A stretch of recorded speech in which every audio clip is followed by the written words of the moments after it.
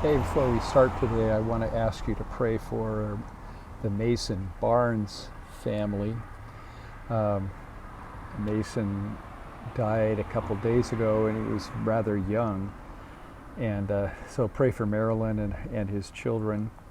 And then also pray for Pat and Doug's Sample's grandson, Katie's son, who got his arm caught in an auger, is up in the hospital right now. And they're doing surgery in his arm. Looks like they can save the arm, but not so sure about the fingers.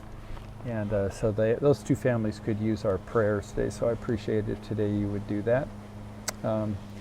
Today we're going to be in Psalm 22, and Psalm 22 is an important psalm because it is the psalm Jesus quotes when he's on the cross. And so I'm going to read just a few passages out of this, and so you can kind of see that everything that happened to Jesus was predicted in the Psalms and the Hebrew Scriptures or Old Testament long before. So just listen to this and think about Jesus on the cross.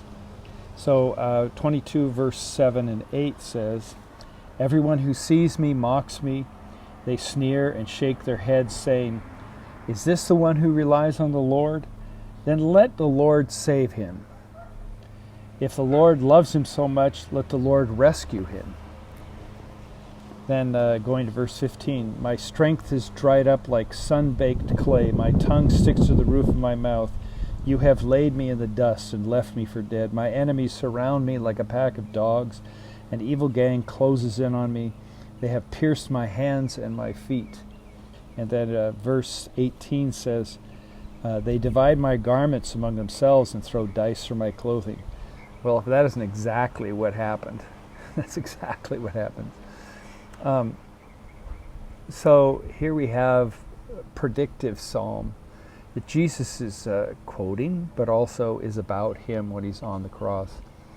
I think it's important for us to remember today that God is with us always, but there's a plan, that it isn't just all happenstance, that God is taking the world to a certain point and to a certain place. And that's all part of God's plan, just as Jesus is part of God's plan, just as the second coming is part of God's plan. And we can kind of rest in that, even though things may not go the way we think they should go. It's all part of what God is up to, and he's moving someplace. He's moving to a new heaven and a new earth. All starting with creation, but definitely being brought around by the suffering, death, and resurrection of Jesus. And even today, as we preach the gospel, the good news of Jesus Christ, who saves us from ourselves more than anything.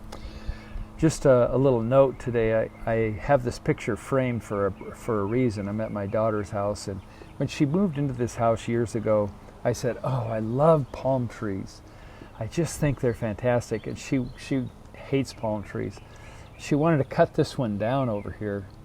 And I said, "Oh no, don't cut it down, leave it up. I really love that palm tree." Well, if you drive around Houston right now, you'll see that just about every palm tree is dead or has nothing but dead branches, brown branches on it. This palm tree is the only one that survived the frost a couple months ago, or the freeze a couple months ago.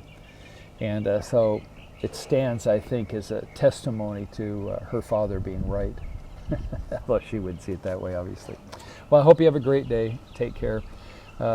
We're leaving tomorrow from Houston, heading back to Colorado, hoping that there's not too much snow, as I know right now it's snowing in Colorado.